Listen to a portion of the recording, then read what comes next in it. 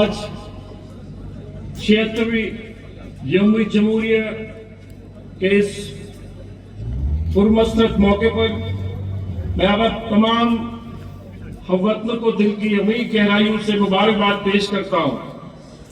ہم یہاں تحریک آزادی کے اپنے ویژنری قائدین جنہوں نے اپنے بے مثال اہمیت کے ساتھ ہندوستان کی آزادی کے لیے جدوجہد کی اور ایک خود مختار سوشلسٹ سیکولر اور جمہوریت کی بنیاد رکھی، ان کو خراج عقیدت تحسین پیش کرنے کے لیے کھڑے ہیں۔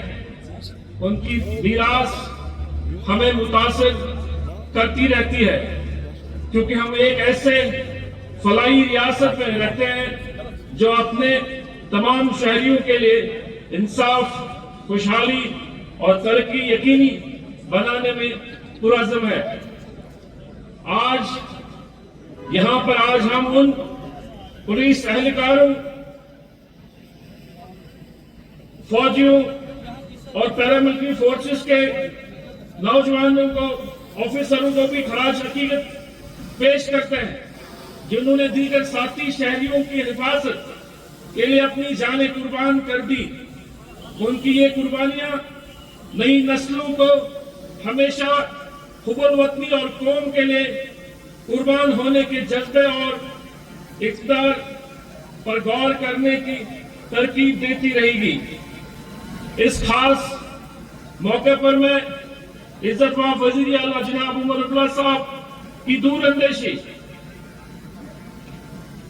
قیادت میں جموں کشمیر کی ترقی کی نئی بلندیوں کے لے جانے، وقار و مسرت اور موقع کی زندگی کو یقینی بنانے کے لیے ہماری حکومت کا عزم احاطہ کرنا چاہتا ہوں۔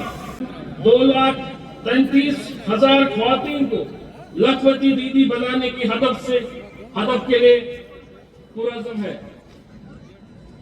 محکمہ صحت کے بنیادی ڈھانچے کو مضبوط بنانے اور پورے خطے میں صحت کی دیکھ بھال کے لیے خدمات کو معیار کو بہتر بنانے کی کوشش کر رہی ہے۔ ٹیلی میڈیسن کی خدمات کو دور دراز علاقوں تک پھیلانا اور ضلعی ہسپتالوں کو اپ گریڈ کرنا اہم ترجیحات میں ہے۔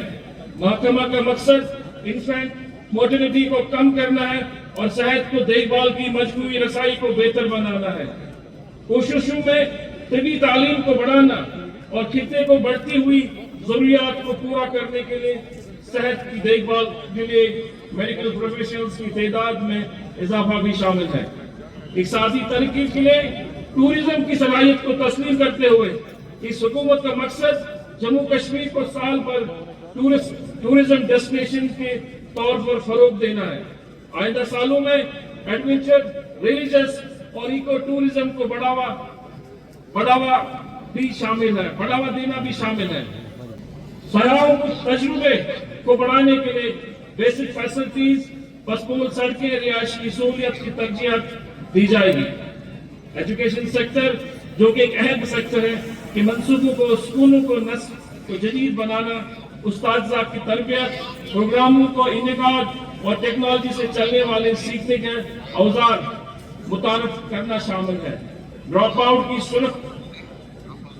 کی شرح کو کم کرنا اور پس منظر کے بچوں کے لیے جامعہ تعلیم کو یقینی بنانے کے لیے بھی کوشش کی جا رہی ہے۔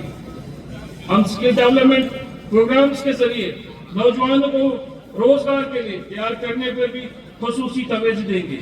پروجیکٹ یووا کے تحت جموں کشمیر حکومت انٹرپرینیورشپ کلچر کو فروغ دی جائے گی۔ اس پروگرام کا مقصد 1,37,000 کاروباری اداروں کو تخلیق کرنا ہے، جس کے نتیجے میں اگلے 5 سال میں جموں کشمیر 4,25,000 نوجوانوں کے لیے روزگار فراہم ہوگا۔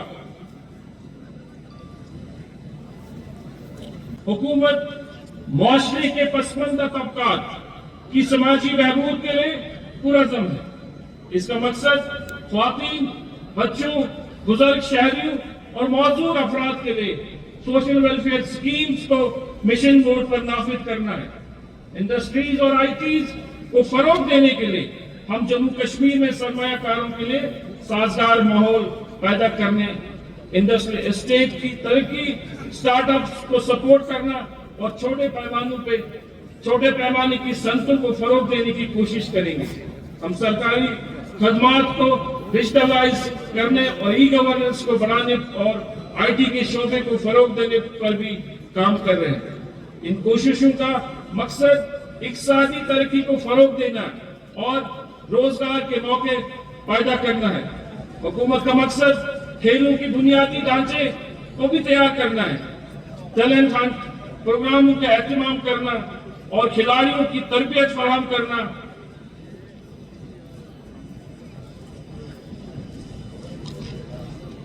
स्पोर्ट्स डिपार्टमेंट का मकसद नौजवानों को खेलों की तरफ राग़िब करना और इस कैरियर ओरिएंटेड बनाना है। हुकूमत इस बात को यकीनी बनाने के लिए पुरअज़म है कि शहरी CSS स्कीम्स के मुताबिक हो। फ्लैगशिप प्रोग्राम जैसे आयुष्मान भारत, मयारी सेहत की देखभाल की पेशकश और PM किसान, किसानों को बराबर रासत इनकम सपोर्ट फराहम करना, PM सूर्य घर रिहायशी घरानों को अपनी बिजली पैदा करने के लिए बाइख्तियार बनाने की लिए मुफ्त बिजली योजना भी तवज्जो का मरकूज रहेगी। इस हुकूमत का विजन सिर्फ ई गवर्नेंस के बारे में नहीं है, ये एक ऐसा मुआशरा की तश्कील के बारे में है जहां अमन, हम आहंगी और तरक्की परवान चढ़े। ये हमारी इदारों में एतमाद बहाल करने और इस बात को यकीनी बनाने के लिए कि जम्मू कश्मीर का हर शहरी इस तरक्की का हिस्सेदार बने। एक बार फिर मैं आप सबको यौम-ए जवारी की इस मुबारक मौके पर मुबारकबाद पेश करता हूँ और आए हम इस दिन को फख्र के साथ मनाएं और एक रोशन कल की उम्मीद करें। बहुत बहुत शुक्रिया।